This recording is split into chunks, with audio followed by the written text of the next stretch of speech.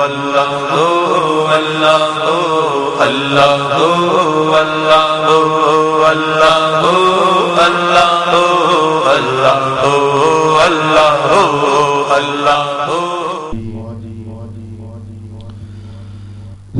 اللہ الرحمن الرحیم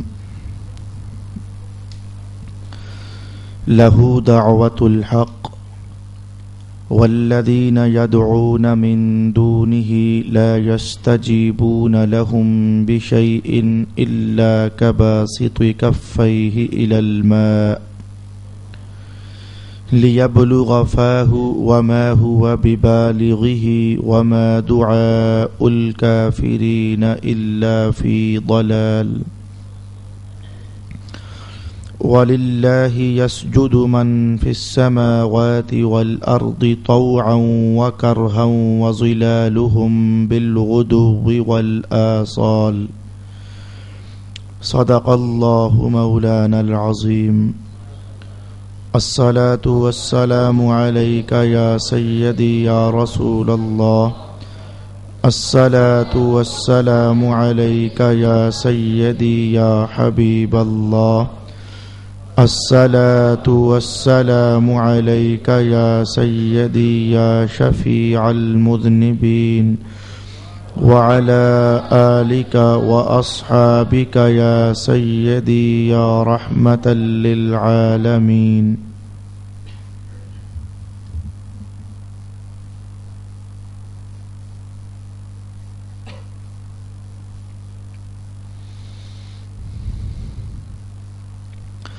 اسی کو پکارنا حق ہے، اور جو لوگ کسی اور کو پکارتے ہیں وہ ان کی پکار کا کوئی جواب نہیں دے سکتے. ان کا پکارنا صرف اس شخص کی طرح ہے جو دور سے پانی کی طرف اپنے دونوں ہاتھ بڑھائے تاکہ پانی اس کے منہ تک پہنچ جائے، حالانکہ وہ پانی اس تک پہنچنے والا نہیں ہے. اور کافروں کی پکار صرف گمراہی میں ہے.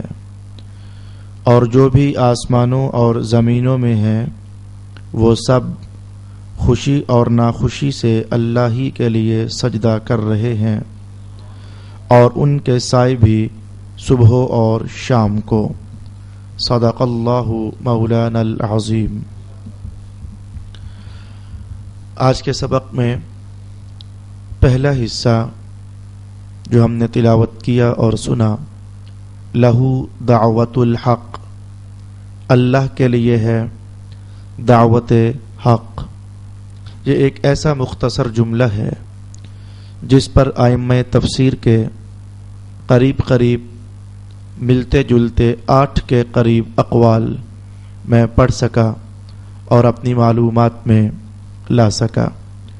وہ 8 اقوال آپ کے سامنے پیش میں ضرور کروں گا. البتہ یہ بات ہے کہ ان 8 میں سے 3 قول نہایت زور آور واقعہ ہوئے، ان پر غور و فکر کی ضرورت ہے، وہاں توجہ کی جانی چاہیے. ہم تھوڑی دیر کے لیے وہاں رکیں گے بھی. آئیے اس جملے کا معنی ہم سمجھنے کی کوشش کرتے ہیں.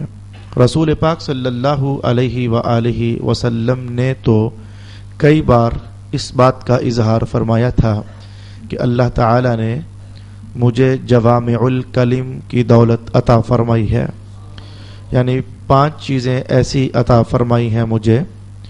اس حدیث میں 5 ارشاد فرمائی، وگرنہ بہت ساری چیزیں ایسی تھیں جو صرف رسول پاک صلی اللہ علیہ وآلہ وسلم کو عطا فرمائی گئیں، اور حضور کے علاوہ کسی اور نبی کے حصے میں اللہ تعالیٰ کی وہ عطا نہ ہوئی جو کہ رسول پاک علیہ الصلاۃ والسلام کو عطا فرماتی گئی. لیکن اس حدیث میں حضور نے عموماً 5 شمار فرمائی، اور ان 5 میں سے ایک چیز یہ تھی کہ اللہ نے مجھے جوامع الکلم کی دولت عطا فرما دی ہے. میرا جملہ ایک ہوتا ہے، میرا کلام کم ہوتا ہے، میرے الفاظ مختصر ہوتے ہیں، لیکن ان مختصر الفاظ میں بھی معانی کا ایک تازہ جہاں آباد ہوتا ہے. اور اس چند الفاظ کے کلام میں بھی معانی کی ایک تازی دنیا آباد ہوتی ہے. تو ان کلاموں میں سے ایک کلام آج ہمارے سامنے ہے، لہو دعوت الحق. مکہ والے سامنے ہیں، قرآن حکیم کے مخاطب. ان قریب یہی قرآن مدینہ والوں کا مقدر بھی سنوارنے والا ہے.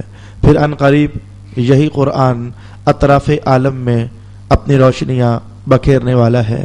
پھر ان قریب یہی قرآن بدلتے زمانوں کے بدلتے انسانوں کو بھی اپنے فیضان سے بہرمند فرمانے والا ہے. پھر اس قرآن کے سامنے منطق پڑھنے والے بھی بیٹھ سکیں گے. پھر اس قرآن کے سامنے کائنات کے حقائق کو پھاڑ کر تو سائنس کے سراغ لگانے والے بھی تو اسی قرآن حکیم کے سامنے بیٹھیں گے.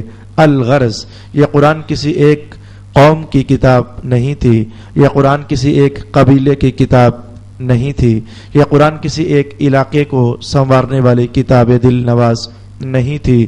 تو رب کائنات نے وہ سب انسانوں، وہ سب زمانے والے لوگوں کو سامنے رکھا اور جملہ ایک ایسا ارشاد فرمایا کہ جس سے کہا جا سکتا ہے بجا طور پر کہ اے مکہ والو، اسی جملے کو اگر کہیں تم اپنے مقدر میں ڈال لو تو تمہارا مقدر چمک جائے گا. کہا جا سکتا ہے بلا شبہ کہ یہ جملہ مدینے والوں کی گودی میں آ جائے تو وہاں جیسے اللہ کا نور برسنے لگ جائے. اور کہا جا سکتا ہے بلا شبہ کہ یہ قرآن حکیم کا یہ جملہ آج اگر ہم اسے اپنی زندگی کے لیے رعنائی اور زیب و زینت بنا لیں تو آج یہ قرآن حکیم کا جملہ ہمارے لیے بھی مشعل راہ بن کر تو اللہ کے نور کی سوغات ہمیں عطا فرما سکتا ہے. آخر ہے کیا اس میں؟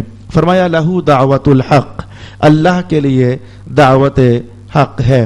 اس سلسلے میں جو مختصر قول ہیں انہیں ذرا پہلے لے آنا چاہوں گا اور جن پر ہمیں چند سیکنڈ رک کر تدبر اور غور و فکر کرنا ہے ان کی طرف میں بعد میں روانہ ہو جاؤں گا. حضرت علامہ قرطبی نے الجامع لاحکام القرآن میں اس بات کو نقل فرمایا.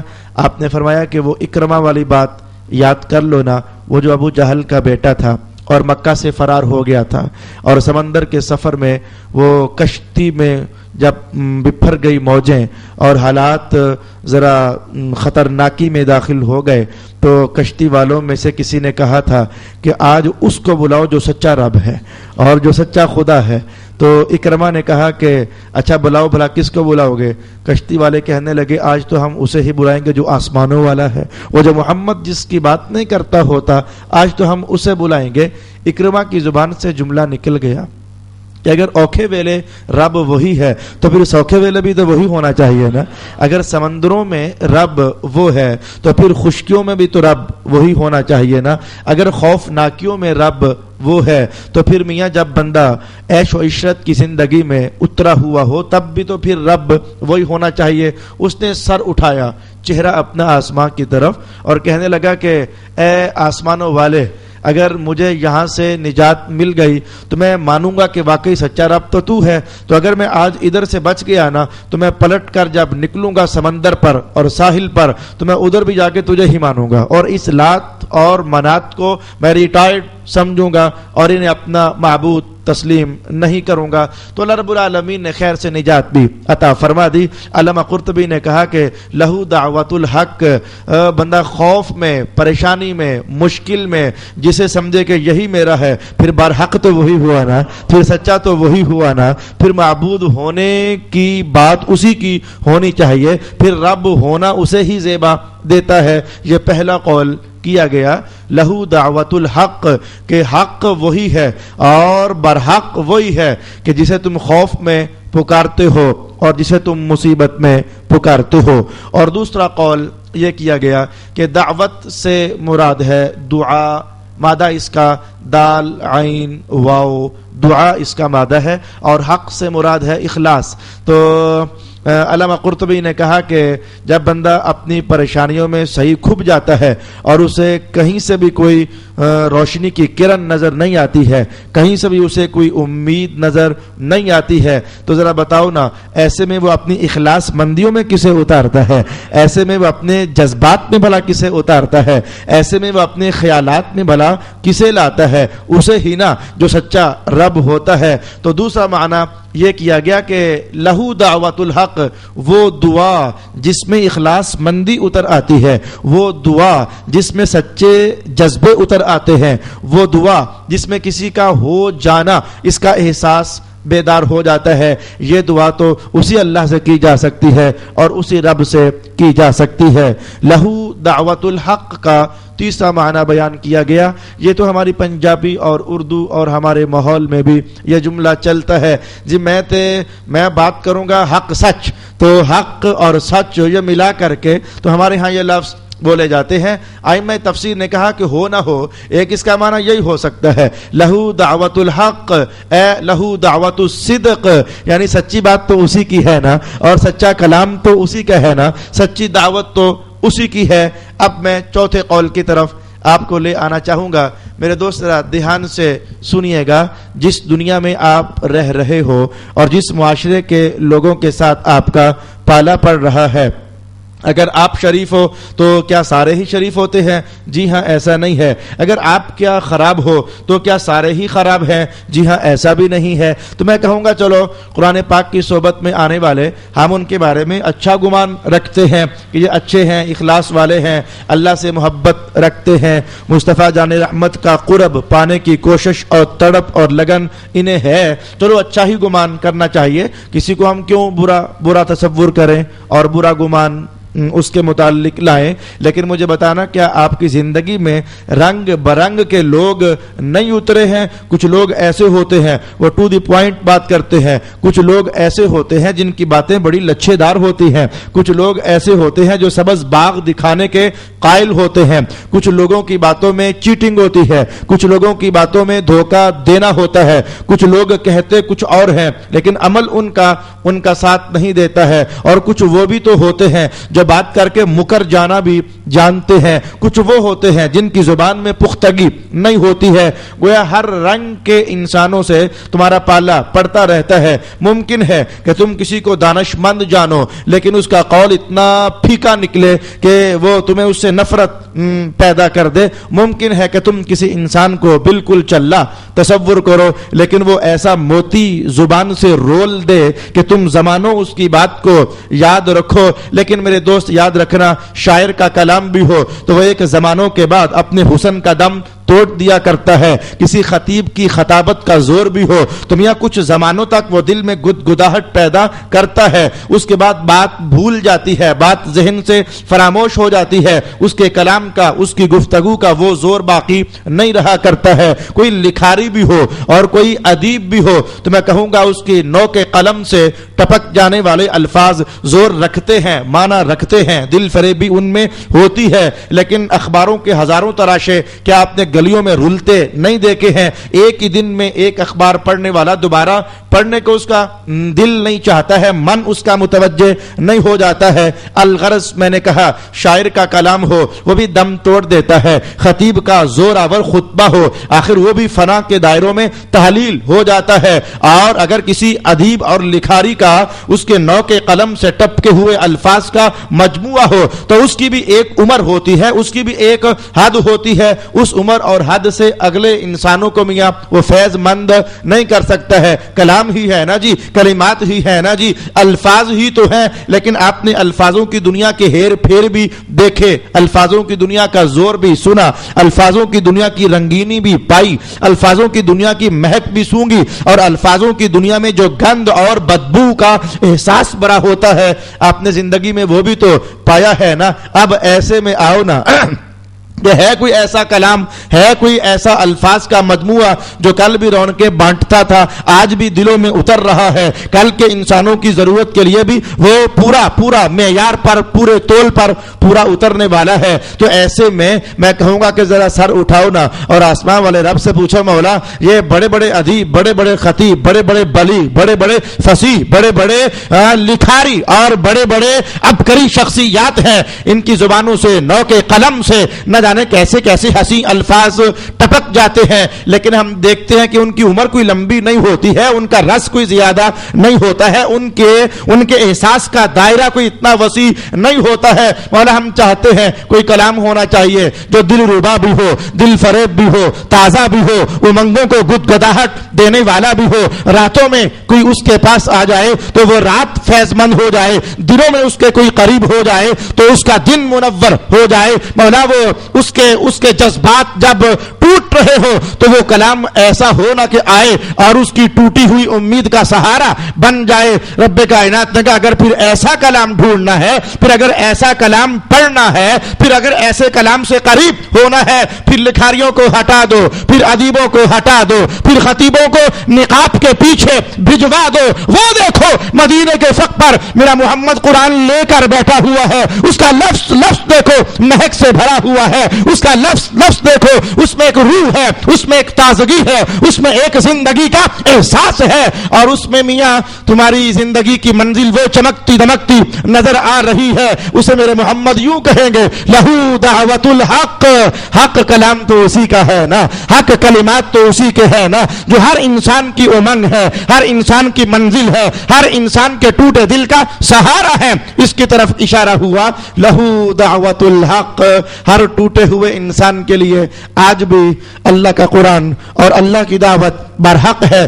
اس سے قریب ہوا جائے، اس سے پڑھا جائے، اس سے دوستی لگائی جائے، اسے اپنے روح کے نہا خانوں میں اتارا جائے، اسے اپنے دل میں جگہ دی جائے۔ تو میاں آج بھی یہ تجربہ محسوس کیا جا سکتا ہے، وہ اللہ تعالیٰ کے وعدے وہ اس کے اندر جو پنہا ہیں وہ محسوس کیے جا سکتے ہیں۔ یہ میں نے چوتھا معنی یا تیسرا معنی آپ کے سامنے بیان کیا، اور پانچویں بات میں آپ کے سامنے کہنا چاہوں گا، لہو دعوت الحق، جو اس کی دعوت ہے نا، جو اس کا کلام ہے وہ ہے حق۔ بھئی اس میں ایک اور معنویت بھی پوشیدہ ہے۔ بھئی دیکھو یہ میں تقریباً 1 سال قبل باقاعدہ اس عنوان پر آپ کو درس قرآن دے چکا ہوں کہ لا تبدیل لکلمات اللہ۔ مجھے وہ جملہ یاد آ گیا، مجھے ذہن میں نہیں پڑھ رہا تھا، میں نے سوچا تو یاد پڑ گیا۔ لا تبدیل لکلمات اللہ، اللہ کے کلام میں کوئی تبدیلی نہیں ہے۔ اس کی ایک تفسیر میں نے آپ کے سامنے بیان کی تھی، وہ تمام تر تفسیروں میں سے ایک تفسیر جو کہ آج کے میرے اس جملے کی تفسیر بھی بن رہی ہے۔ ذرا ذہن کو لپکاؤ پیچھے، میں نے کہا تھا کہ اللہ کے کلام میں تبدیلی نہیں ہے۔ اس کا ایک معنی یہ ہے، بھئی ایک تو وہ ہے جو آپ نے سمجھا ہوا ہے، جی زبر کی زیر نہیں ہو سکتی، زیر کی پیش نہیں ہو سکتی، پیش کی نقطہ نہیں بنتا، نقطے کی شد نہیں بن سکتی، یہ معنی تو وہ ہے نا جو آپ نے سمجھا ہوا ہے۔ لیکن آپ کو یاد ہے کہ حضرت ابو سعید خدری رضی اللہ تعالی عنہ کی وہ حدیث جو ایک سفر کے موقع پر سفر طے کرتے کرتے بستی کے قریب سے گزرنے کا اتفاق ہوا۔ میں اشاروں میں حدیث لمبی جلدی سے کہہ جانا چاہوں گا تاکہ میں آج کا تلاوت کیا ہوا عنوان تو سمیٹ سکوں۔ تو ایک بستی کے قریب سے گزرنے کا اتفاق ہوا تو آپ نے کہا کہ بھئی ہم مہمان لوگ ہیں، مسافر ہیں، ہماری مہمان نوازی کرو۔ اصل میں اسلام کے ابتدائی مراحل میں رسول اللہ علیہ السلام نے اردا گرد کی بستیوں والوں سے معاہدہ کیا ہوا تھا۔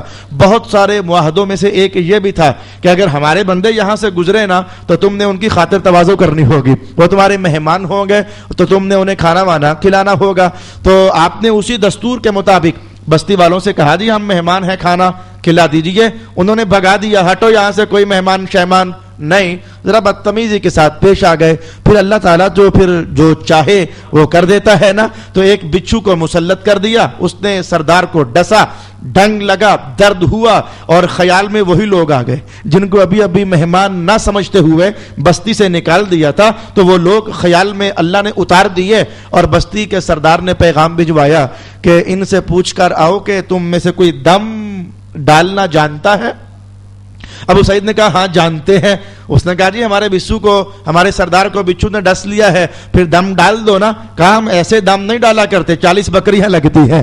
تو آپ نے 40 بکریوں کا قول اس موقع پر کر دیا. خیر سے بات آگے بڑھی, آپ گئے اور جا کر کے دم کیا, اللہ تعالیٰ نے شفا عطا فرما دی. یہ حدیث پہلے میں نے آپ کو بتائی ہوئی ہے, لیکن آج میں اس کو ذرا ایک اور تفسیری عنوان سے آپ کے ذہن میں اس کی روین کرانا چاہتا تھا. یہ کیا ہو رہا ہے؟ پڑھنے والے سے آبی ہے, لیکن یہ قرآن جس پر پڑھ کر پھونکا گیا, ابو سعید خودی نے سورۃ الفاتحہ پڑھی تھی, الحمدللہ رب العالمین ساری کی ساری پڑھ کر اس کو دم کیا تو اللہ نے اس کا درد نچوڑ دیا اور وہ سردار شفا یاب ہو گیا. اب میں جو سوال آپ کے سامنے اٹھانا چاہتا تھا, جو بات آپ کو میں کہنا چاہتا تھا, اے اللہ تعالیٰ یہ تو وہ لوگ ہیں جو کافر ہیں, جو تجھے مانتے ہی نہیں ہیں. مصطفیٰ جان رحمت کی غلامی کا ہار انہوں نے پہنا ہی نہیں ہے, نہ یہ قرآن مانتے ہیں, نہ اللہ تجھے مانتے ہیں, نہ رسول اللہ کو مانتے ہیں. اب یہ پڑھا گیا ہے قرآن, اب بنتا تو یہ تھا نا کہ یہ قرآن ان پر اثر نہ کرتا اور یہ درد میں مبتلا کے مبتلا ہی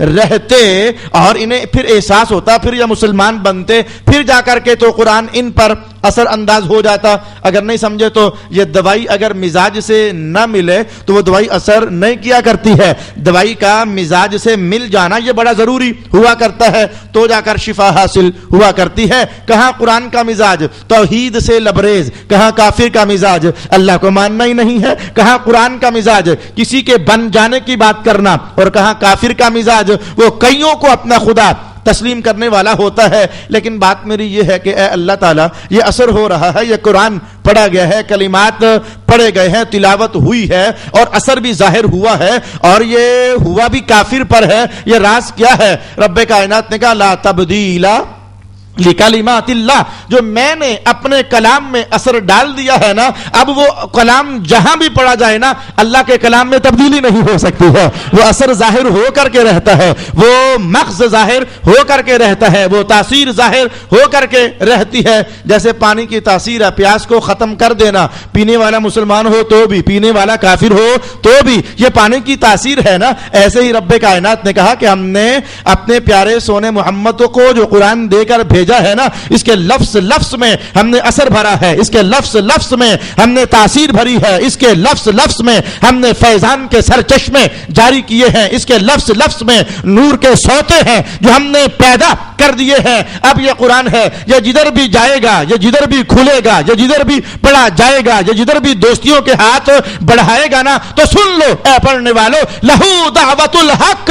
پہلے بھی کہہ دیا گیا کہ اللہ کے کلام میں تبدیلی نہیں ہے, جو اثر ہے میاں وہ ظاہر ہو کر ہی رہے گا, جو فیض ہے وہ ظاہر ہو کر کے ہی رہے گا. کیا آپ نے نہیں پایا اپنی زندگی میں کہ بعض اوقات ایک بندہ وہ نماز نہیں پڑھتا ہے, وہ مسجد سے بھگوڑا ہے, وہ اللہ کے احکام پر عمل پیرا نہیں ہوتا ہے, لیکن پھر بھی وہ ٹوٹ ہار کر جب کسی پیر صاحب کے پاس چلا ہی جائے یا کسی مولانا کے پاس آ ہی جائے, بابا جی حضرت جی مہربانی کرو کوئی تعویذ دے دو, کوئی وظیفہ بتا دو, اور حضرت چلو کہہ دیں اچھا بیٹا پڑھا کر استغفر اللہ استغفر اللہ استغفر اللہ, اچھا بیٹا پڑھا کر لا الہ الا انت سبحانک انی کنت من الظالمین. اچھا اس نے پڑھنا شروع کر دیا تو یہ آپ نے زندگی میں ایسا پایا ہوگا کہ بھلے وہ بگوڑا تھا اور اللہ کا نافرمان تھا, لیکن اس نے کسی آیت کو بار بار پڑھا نا, اللہ نے اس کا کام بنا دیا. مولا یہ تجھے مان رہا نہیں ہے, تو اس کا کام بنا رہا ہے, تو میں کیا کروں؟ اب بات یہ ہے کہ میں نے اپنے کلام میں جو اثر ڈال دیا ہے اس کو میں ضائع نہیں کر سکتا ہوں, میں اسے ختم نہیں کروں گا, میں اسے ضائع نہیں کروں گا, میں اسے قرآن کے الفاظ کو اس فیض سے میں خالی نہیں کرنا چاہتا ہوں. لہو دعوت الحق, اس نے جو کہہ دیا ہے وہ برحق ہو گیا ہے, جو اس نے بول دیا ہے وہ برحق ہو گیا ہے. اب اس میں کسی طرح کی تبدیلی نہیں ہو سکتی ہے. لا تبدیل لکلمات اللہ, اور ارشاد ہوا لہو دعوت الحق, اسی کے لیے دعوت برحق ہے. قاضی بیضاوی نے بھی کچھ لکھا, علماء کو میں اشارے کر دیتا ہوں. لہو دعوت المجابہ, یہ قاضی بیضاوی کے الفاظ ہیں, اور ایسے ہی ابن عباس نے بھی فرمایا, ابن کثیر نے اسے نقل کیا. لہو دعوت التوحید, میں اس کا اشارہ کر دیتا ہوں. لہو دعوت التوحید مانا یہ تھا کہ یہ مکے والوں نے دعویٰ کیا ہوا ہے یہ منات ہے رب, اور یہ عزا ہے رب, یہ لات ہے رب, انہوں نے رب انہیں بنایا ہوا ہے, لیکن رب ہونے کی بات انہیں زیب نہیں دیتی ہے. رب ہونے کا دعویٰ ان پر سچا نہیں آتا ہے. رب تو وہ ہوا نا کہ سارے اس کی طرف آئیں مشکل میں, اور یہ لات منات عزا یہ کسی اور کو مشکل سے کیا نکالیں گے. ان میں تو اپنے آپ کو بچانے کی ہمت نہیں ہے, انہیں تو اپنے آپ کو کسی کے نقصان سے بچا لینے اور اپنی حفاظت کرنے کی طاقت نہیں ہے. تو انہوں نے کہا خدا یہ ہے, رب کائنات نے کہا نہیں یہ نہیں, لہو دعوت الحق, واحد ہونے کا دعویٰ اسی کو سزاوار ہے اور ایک ہونے کی بات اسی کو سزاوار ہے. لہو دعوت الحق والذین یدعون من دونہ لا یستجیبون لہم بشیء, وہ لوگ جو اس اللہ کو چھوڑ کر کسی اور کو پکارتے ہیں, جیسے مکہ والے کرتے تھے, وہ لات کو پکار لیا, منات کو پکار لیا, عزا کو پکار لیا, حبل کو پکار لیا, جیسے مکہ والے کرتے تھے اور تمام بت پرست آج بھی کرتے ہیں. یہ ہندوستان ہمارا پڑوسی, آج بھی وہاں جاؤ تو میں بعض اوقات گھر میں بیٹھا اس بات پر حیران ہوتا ہوں کہ آج کا پڑھا لکھا انسان جو نکتہ چین بھی ہے اور بات کی باریکیوں میں اترنے والا بھی ہے, اس کے سامنے کوئی بات کر کے جائے کہاں.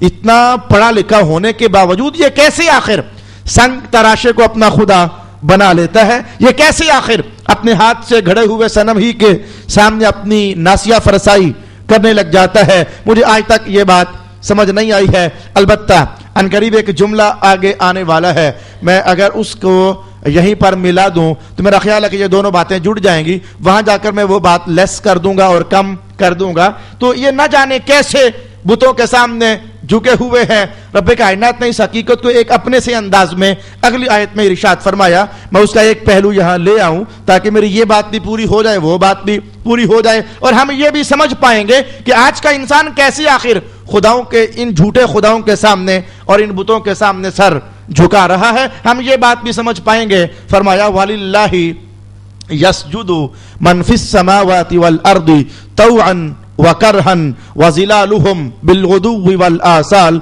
اور اللہ ہی کے لیے سجدہ کر رہے ہیں جو کوئی آسمان میں ہے اور جو کوئی زمین میں ہے, خوشی سے اور ناخوشی سے. لیکن جملہ سنیے گا, وہ اللہ ہی کو سجدہ, اللہ ہی کے لیے سجدہ کر رہے ہیں, اللہ کی خاطر وہ سجدہ کر رہے ہیں. اس پر تمام ائمہ تفسیر نے یہ سوال اٹھایا ہے کہ مسلمانوں کے بارے میں تو چلو مان لیا کہ وہ اللہ کو سجدہ کرتے ہیں, لیکن یہ کافر یہ تو اللہ کو سجدہ نہیں کرتے ہیں, یہ تو خدا کو سجدہ نہیں کرتے ہیں. لیکن رب کائنات کا یہ کہنا کہ سجدہ بہر کیف اللہ ہی کے لیے ہو رہا ہے. وَلِلَّهِ يَسْجُدُ, جو بھی کوئی سجدہ کر رہا ہے وہ اللہ کے لیے سجدہ کر رہا ہے. اس پر ائمہ تفسیر نے کہا کہ اصل بات یہ ہے کہ ہر مخلوق کے دل میں خالق کی طلب تو ہے ہی ہے. ہر انسان کے دل میں اپنے معبود کو ڈھونڈنے کی جستجو تو اللہ نے سجائی ہوئی ہے. البتہ یہ ایک الگ کہانی ہے کہ اگر وہ طلب کسی کی رحمت کے سائے میں آ جائے تو بندہ حقیقی معبود کا سراغ لگا لیتا ہے. طلب اللہ ہی کی ہوتی ہے, طلب معبود ہی کی ہوتی ہے. البتہ کوئی راستے میں چلتے چلتے بھٹک جائے, اس کا دھیان درخت کی طرف چلا جائے تو ادھر ہی سر دے مارتا ہے کہ کہیں یہی رب نہ ہو جائے. لیکن بھلے سجدہ کیا درخت کو, سجدہ ہو گیا غلط, لیکن اس کے دل میں خیال تو اللہ ہی کا چل رہا ہے نا. اور کوئی چلتے چلتے کسی سورج کے سامنے جھک گیا, کسی کہکشاں کے سامنے جھک گیا, کسی روشنی کے سرچشمے کے سامنے سرنگو ہو گیا, اسے اپنا رب مان بیٹھا, غلطی کھا گیا, سجدہ غلط کر گیا. لیکن اس کے ضمیر میں جو احساس انگڑائی لے رہا تھا وہ تو کسی ایک الہی کا تھا نا, وہ تو اپنے معبود کی تلاش میں کرتے کرتے یہاں آ نکلا, اور اس کی یہ کوشش ابس چلی گئی, اس کی یہ طلب ضائع ہو گئی, وہ اپنی محنت میں کامیاب نہ ہو سکا. فرمایا ہر بندہ تلاش اللہ ہی کو کرتا ہے. یہ صحراؤں میں جانے والے, یہ غاروں میں اترنے والے, یہ جنگلات کا رخ کرنے والے, یہ پہاڑی دروں کی خاک چھاننے والے, انہیں چلہ کشیوں پر مجبور کون کرتا ہے, انہیں بھوکا رہنے پر مجبور کون کرتا ہے. کسی خالق کی طلب, کسی رب کی جستجو اور اپنے معبود کو پانے کی امنگ اور وہ جذبہ اور وہ احساس اور وہ تگ و تاس جو بندے کو اندر سے مجبور کرتی ہے. کسی کو تلاش کرنا چاہیے, کسی کو دل میں اتارنا چاہیے, کسی کی طرف بڑھنا چاہیے. تو ارشاد ہوا لہو دعوت الحق والذین یدعون من دونہ, جو اس کے علاوہ کسی اور کو پکارتے ہیں, کسی کو اپنا معبود جانتے ہیں, تو ان کی مثال کیا ہے. لا یستجیبون لہم بشیء, جن کو پکارا جا رہا ہے وہ تو کسی شے کا جواب دے نہیں سکتے, تو پھر ایسے لوگوں کی کہانی مثال کیا ہوگی؟ الا کباسط کفیہ الی الماء لیبلغ فاہ. فرمایا یہ کافروں اور کافر یا بتوں کے سامنے جو جولیاں پھیلائے کھڑے ہیں نا، تو پتہ ان کی مثال کیسے ہے؟ جیسے پانی کا بہتا دریا، یہ ایک قول ہے، یا پھر دوسرا قول جیسے کنویں کے اندر پانی، یہ دوسرا قول ہے، یا پھر ویسے ہی پانی دریا کی قید سے ماورا اور کنویں کی قید سے ماورا، یہ تیسرا قول کیا گیا. تو اس بندے کی مثال ایسے ہے جیسے پانی ہو، خواہ دریا میں، خواہ کنویں میں، خواہ ویسے ہی کہیں پڑا ہوا ہو. تو یہ بندہ پانی پینا چاہے تو یہ اپنے ہاتھ ایسے کر دے آگے اور بس کہے کہ بس اتنا ہی کرے، کوئی بوکا شوکا، کوئی ڈول پانی میں نہ ڈالے، کوئی گلاس کوئی برتن سے بھرے نہیں، ہاتھ آگے کر دے اور سوچے کہ بس یہ پانی ابھی دیکھنا میرے لبوں تک آ پہنچے گا، میں ابھی اسے پی لوں گا، میں ابھی اسے اپنے من کی پیاس بجھا لوں گا. تو جیسے یہ بندہ اسے کوئی بھی دیکھے تو فیصلہ کیا کرے گا؟ یہ بے وقوف ہے، یہ نادان ہے، یہ عقل کا اندھا ہے. بھئی پانی میں ہاتھ ڈالے نہیں ہے، دور ہی سے پانی کی طرف ہاتھ کھول کر کھڑا ہو جانا تاکہ یہ پانی میرے منہ تک پہنچ آئے گا. تو نہ پانی جانے کہ کون مجھے بلا رہا ہے، اور نہ پانی خود پہنچنے کی طاقت پائے، اور نہ تلاش کرنے والا پانی لینے والا کمال محنت کرے تاکہ پانی کو حاصل کر لے. جیسے یہ ایک مثال ہے. رب کائنات نے کہا بتوں کے سامنے جھکنے والے ایسے ہی ہیں، یہ اپنی طرف سے انہیں رب مان رہے ہیں، اپنی طرف سے یہ جان چکی ہیں کہ خدا یہ ہے. اور بھئی جیسے پانی، اسے کیا معلوم کون مجھے طلب کر رہا ہے کون نہیں؟ یہ بت بھی تو ایسے ہی ہیں، انہیں کیا معلوم کہ کون میرے سامنے جھکا ہے کون نہیں جھکا، کون کیا امید لے کر آیا، کون کیا طلب سجا کر آیا، کس کی مراد کیا ہے، کس کا سوال کیا ہے، کس کی ضرورت کیا ہے. جیسے پانی کسی کی من کی بات نہیں جانتا، ایسے ہی یہ بت کسی کے من کی بات نہیں جانتے. رک کر کے سوچ لینا، ان جھوٹے خداؤں کو یہ کہہ کر کے رد کرنا کہ یہ تو آنے والے کے دل کی کہانی جانتے ہی نہیں ہے، اس کا معنی کیا بنتا نہیں ہے کہ جو سچا خدا ہوتا ہے نا اس کی شان ذرا اس سے پھر ہٹ کر ہوتی ہے، جو سچا معبود ہوتا ہے اس کا حال پھر ذرا اس سے ہٹ کر ہوتا ہے. اے مولا، یہ جو جھوٹے خدا ہیں یہ تو نہیں جانتے کہ آنے والا کیا نظریہ لے کر آیا، کیا سوچ لے کر آیا، کیا امنگ لے کر آیا، کیا حاجت لے کر آیا، کیا سوال لے کر آیا. تو مولا تیری شان کیا ہے؟ میں میری کیا پوچھتے ہو، میں تو وہ ہوں. تمہارے دلوں میں ابھی بات پیدا ہو رہی ہوتی ہے تو میں تمہارے دلوں کی چھپی بات کو بھی جان لیتا ہوں، میں اندر کے رازوں تک بھی رسائی پانے والا ہوں. اس لیے کہ میری شان ہے ان اللہ لطیف خبیر، اللہ لطیف بھی ہے اور اللہ خبر رکھنے والا بھی ہے. وما هو ببالغ وما دعاء الكافرین الا فی ضلال، کافروں کا پکارنا یہ محض گمراہی میں ہی ہے. وَلِلَّهِ يَسْجُدُ مَنْ فِي السَّمَاوَاتِ وَالْأَرْضِ، اور جو بھی آسمانوں اور زمینوں میں ہے وہ سب خوشی اور ناخوشی سے اللہ ہی کے لیے سجدہ کر. بڑے زندہ دلی سے اللہ کے سامنے آتے ہیں. وہ نماز پڑھنے آئے نا، ان کا دل زندہ، ان کا خیال زندہ، ان کی توجہ زندہ، ان کا دھیان زندہ. وہ کچھ پانے کے لیے آتے ہیں اور واقعی پا کر بھی جاتے ہیں. وہ اللہ کے گھر میں کچھ لینے آتے ہیں، کچھ لے کر چلے جاتے ہیں. لیکن کچھ بیچارے، اب انہیں میں کون سا کوئی لفظ ان کی شان کے مطابق بولوں، کہیں کچھ زیادہ غلط نہ بول بیٹھوں یا کچھ کم ہی نہ بول بیٹھوں. کچھ بیچارے میں کیا کہوں، اتنے کمزور، اتنے ڈھیلے، اتنے سست بلا کہ انہیں کھینچ کر لانا پڑتا ہے مسجد میں. انہیں پنجابی میں کہتے ہیں درو کر کے لانا پڑتا ہے. یار زور کا ویلا ہو گیا، اٹھ یار میری جان، اور آ یار چلیں، تو کھینچ کر انہیں مسجد تک لانا پڑتا ہے. مولا کائنات نے دونوں تصویریں بیان کر دی. سجدہ ہو رہا ہے لیکن کسی کو دیکھو نا وہ کتنا زندہ دلی سے کر رہا ہے، اور کسی کو دیکھو کتنا مردہ دلی سے وہ سجدہ کر رہا ہے. طوعا وکرہا، کوئی خوشی سے سجدہ کر رہا ہے اور کوئی ناخوشی سے سجدہ کر رہا ہے. سمجھنا ہو تو علماء جان جائیں کہ اس میں ایمان اور منافقت کی کہانی کا عنوان بھی ہو سکتا ہے کہ مومن بندہ جب نماز پڑھنے آتا ہے تو وہ خوشی سے، اس احساس سے کہ ابھی دیکھنا میرے مصطفیٰ نے کہا ہے کہ نماز تو مومن کی معراج ہے، میں نماز میں کھڑا ہوں گا نا میرا رب میری طرف متوجہ ہو جائے گا، میں پھر اپنے دل کے زخم کھول کر اس کے سامنے رکھوں گا، میں پھر سجدے میں پہنچ کر نا اپنے دل کے آہو فغاں، درد، نالے سب اس کے سامنے رکھوں گا. پھر دیکھنا میرا رب ہے نا نا وہ میرے دلوں کی پکار پر کیسے اپنی رحمت کو لبیک کہتے ہوئے بھجوا دے گا. اور کوئی منافق ہے کہ وہ جب نماز کے لیے آتا ہے تو قرآن حکیم نے تو اس کی تصویر بیان کی ہے, الا کسالا, وہ نماز پڑھنے آتا ہے تو ڈھیلا ڈھیلا, سست سست, پریشان پریشان, بوجھل بوجھل, ذہن پر بوجھ, ہو اب پڑھنی پڑے ہی گی, اب تو جان نہیں چھوٹے گی, چلو چلے ہی جاتے ہیں. ایک تو یہ نمازیں جو ہے نا اس طرح کے احساسات اسے بوجھل کر دیتے ہیں.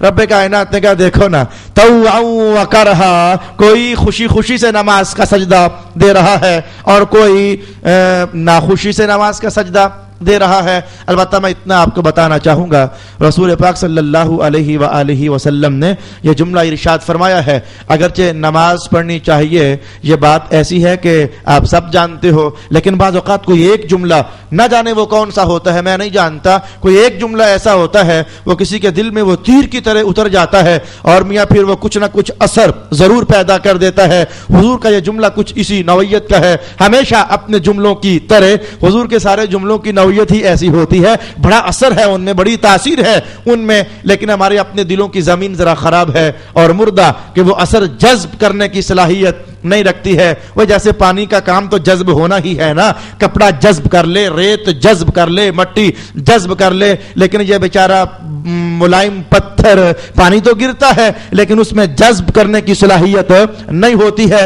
حضور رحمت عالم کا کلام دل نواز سننا ارشاد ہوا, ان اللہ حرم النار على اعضاء السجود او كما قال النبي صلی اللہ علیہ وآلہ وسلم. حضور نے فرمایا کہ جو بندہ سجدہ دیتا ہے نا تو سجدہ دینے میں اس کے جتنے عضو استعمال ہو جاتے ہیں, میں کہوں گا سارے ہی تو ہو جاتے ہیں, سارے ہی عضو تو استعمال ہو جاتے ہیں. ریڑھ کی ہڈی جھک گئی, سر جھک گیا, بازو جھک گئے, ہاتھ جھک گئے, گھٹنے ٹک گئے, پاؤں زمین پر لگے ہوئے ہیں, تو یہ سارا جسم ہی تو ملوث ہو جاتا ہے.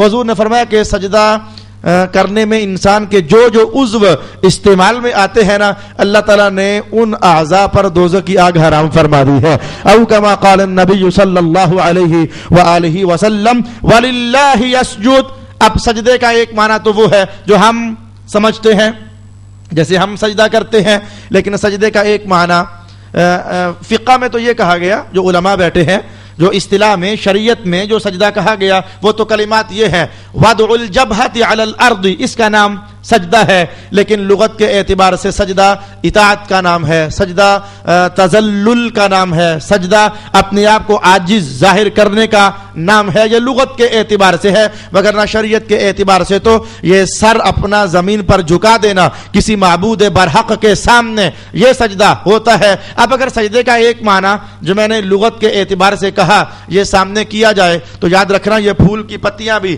اللہ کی اطاعت میں ہے, یہ دریاؤں کی موجیں بھی اللہ کی اطاعت میں ہے, یہ درختوں کے پتے بھی اللہ کی اطاعت میں ہے, یہ ابھرا آسمان بھی اللہ کی اطاعت میں ہے, یہ پھیلی زمین بھی اللہ کی اطاعت میں ہے, اور یہ چلتی ہوئی ہوائیں بھی اللہ کی اطاعت میں ہے. کوئی بھی تو اللہ کے حکم سے سرگرداں نہیں ہو سکتی, کوئی شے بھی تو اللہ کے حکم سے باہر نہیں نکل سکتی, ہر ایک پر اللہ کی اطاعت لازم ہے. یہ دھوپ کا آنا, یہ گرمیوں کا برسنا, اور یہ گرمیوں کا سمٹ جانا, سردیوں کا آ جانا, یہ موسموں کا تغیر اور یہ تبدل, اور یہ رینگتے ہوئے دریا, اور یہ اونچے اونچے پہاڑ, یہ سب اللہ کی اطاعت میں ہے. اسی بات کی طرف اشارہ دیا, وَلِلَّهِ يَسْجُدُ مَنْ فِي السَّمَاوَاتِ وَالْأَرْضِ, آسمانوں سے لے کر زمین تک, اور پھر آسمانوں میں جو کچھ ہے اور زمینوں میں جو کچھ ہے یہ سب اللہ کی اطاعت میں ہے, اور گویا اللہ کو سجدہ کر رہے ہیں. طوعا و کرہا, کوئی خوشی سے اور کوئی ناخوشی سے.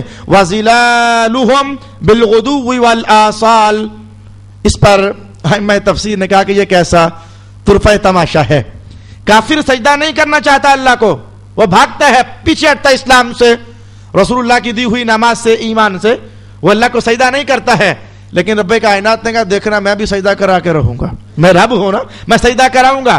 اچھا اللہ نے کیا اہتمام کیا, فرمایا کہ اس کا جو سایہ ہے نا, سایہ جیسے بندہ کھڑا ہو لمبا ہوتا ہے, رکوع میں آئے تو ذرا سمٹ جاتا ہے, سجدے میں جائے تو ذرا مکمل سمٹ جاتا ہے, فرمایا ہم اس کے سائے سے سجدہ کروا لیں گے. صبح ہوگی نا اس کا سایہ لمبا ہوگا, پھر سورج بھاگتا جائے گا، سایہ سمٹتا جائے گا، پھر کرتے کرتے ایک موقع ایسا بھی آ جائے گا کہ سایہ سکڑ کر بالکل چھوٹا ہو جائے گا۔ ائمہ تفسیر نے کہا کہ رب کائنات نے جو کہا ہے نا اپنے کلام میں کہ سائے بھی ان کے اللہ کو سجدہ کر رہے ہیں، تو ہمارے سائے اللہ کے سامنے سجدہ ریز ہے، اگرچہ ان کے سجدے کی نوعیت اپنی ہے اور ہمارے سجدوں کی نوعیت اپنی ہے۔ سماعت کیجیے اللہ کا کلام، وَلِلَّهِ يَسْجُدُ مَنْ فِي السَّمَاوَاتِ وَالْأَرْضِ طَوْعًا وَكَرْهًا وَظِلَالُهُمْ بِالْغُدُوِّ وَالْآصَالِ، اور ان سب چیزوں کے سائے بھی اللہ کو سجدہ کر رہے ہیں، صبح کے وقت بھی اور شام کے وقت بھی۔ اب میں صرف اہل علم کو ایک باریک اشارہ کہنا چاہوں گا، جو تفسیر میں نے ابھی آپ کے سامنے بیان کی ہے، ویسے باقی بھی سمجھنا چاہیں تو کوئی رکاوٹ نہیں ہے، کوئی منع نہیں ہے، لیکن بعض باریک باتیں ہوتی ہیں، میں چاہتا ہوں کہ کم از کم اہل علم تو توجہ لگائیں، انہوں نے ظاہر ہے کہ علم کی دنیا میں رہنا ہوتا ہے، ذرا وہ تو توجہ لگائیں۔ میں نے ابھی تفسیر آپ کے سامنے یہ بیان کی کہ سایوں کا لمبا ہونے کے بعد سکڑ جانا، یہ سکڑ جانا گویا کہ سجدہ ہے، یہ ایک تفسیر کا پہلو میں نے آپ کے سامنے بیان کیا۔ جیسے بندہ کھڑا ہو لمبا ہوتا ہے لیکن سجدے میں آ جائے تو میاں وہ سکڑ جاتا ہے۔ میں نے یہ پڑھا نہیں کہیں جو میں اب کہنے والا ہوں، میں نے کہیں پڑھا نہیں ہے، اگر میں نے غلط کہا تو اللہ تعالیٰ مجھے معاف کر دے، اور اگر صحیح ہو تو اللہ تعالیٰ مجھ سے قبول فرما لے۔ یہ تفسیر بیان کرنا کہ سایوں کا سکڑ جانا یہ گویا کہ سجدہ ہے، جیسے بندہ کھڑا ہو تو سکڑ کر چھوٹا سا ہو جائے تو یہ سجدہ ہے۔ یہ تفسیر بیان کرنا یا تھوڑی دیر کے لیے ذہن میں ایک سوال پیدا کر دیتی ہے، بھائی اس لیے کہ رب کائنات نے یہ کب کہا ہے کہ اللہ ہی کو سجدہ کرتے ہیں، ان کے سجدے بھی دوپہر کے وقت، وہ سایوں کا چھوٹا ہونا یہ دوپہر کے وقت ہوتا ہے۔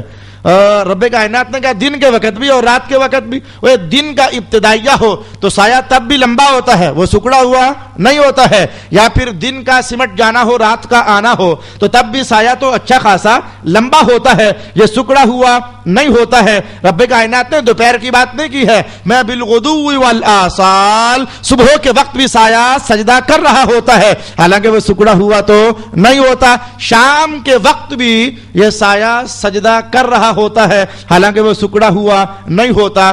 پھر سکڑی ہوئی حالت کو سجدے کے ساتھ تعبیر دے دینا ٹھیک ہوگا، لیکن مجھے سمجھ نہیں آتی ہے۔ میں نے کہا بزرگوں نے ٹھیک سمجھا، انہوں نے صحیح سمجھا، میں نالائق ہوں، میرا ذہن قبول نہیں کر پا رہا، تو یہاں شاید مانا کوئی اور ہو کہ یہاں تو دن کے وقت بھی سایہ وہ لمبا ہے صبح کے وقت، اور شام کے وقت بھی سایہ وہ لمبا ہے، تو پھر لامحالہ وہ پہلا ہی معنی سمجھنا پڑے گا، یا پھر قرآن کی اس آیت سے تفسیر لے آئیے جو رب کائنات نے کہا وَإِن مِّن شَيْءٍ إِلَّا يُسَبِّحُ بِحَمْدِهِ، ہر شے اللہ کی تسبیح بیان کر رہی ہے، لیکن تم نہیں جانتے وہ کیسے کر رہی ہے۔ تو اگر یہاں بھی یہ قول کر دیا جائے یہ سائے صبح کے وقت بھی سجدہ کرتے ہیں، اچھا کرتے کیسے ہیں میں تم نہیں جان سکتے ہو، جسے ہو رہا ہے وہ جانتا ہے کہ کون کیسے سجدہ کر رہا ہے، اور یہ سائے شام کے وقت بھی سجدہ کر رہے ہیں، ہاں جی پتہ تو نہیں چلتا، ہاں جی تم جان بھی نہیں سکتے، البتہ جسے سجدہ ہو رہا ہے وہ خوب جانتا ہے کہ اس وقت کے سائے میرے سامنے سجدہ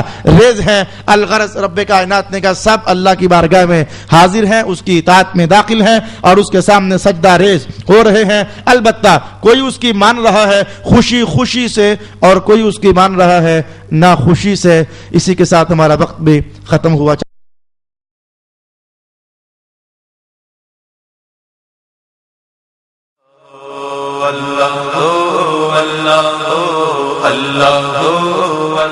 تو یہ کچھ پاکیزہ محفلیں ہوتی ہیں جو کیفیات دیتی ہیں، کچھ پاکیزہ محفلیں ہوتی ہیں جو پاکیزہ احساسات کو جنم دیتی ہیں، جو ذہنوں کو تھوڑی دیر کے لیے سکون دے دیتی ہیں۔ اللہ کا نور رس رس کر بندوں پر نازل ہونے لگ جاتا ہے۔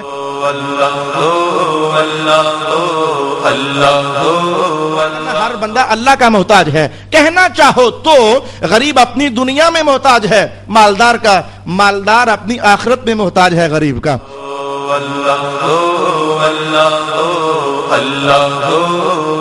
باطل گناہ کبھی کسی کو فائدہ نہیں دے سکتا ہے، اور مستفوی عمل جدھر جاتا ہے فائدہ ہی فائدہ عطا کرتا ہے۔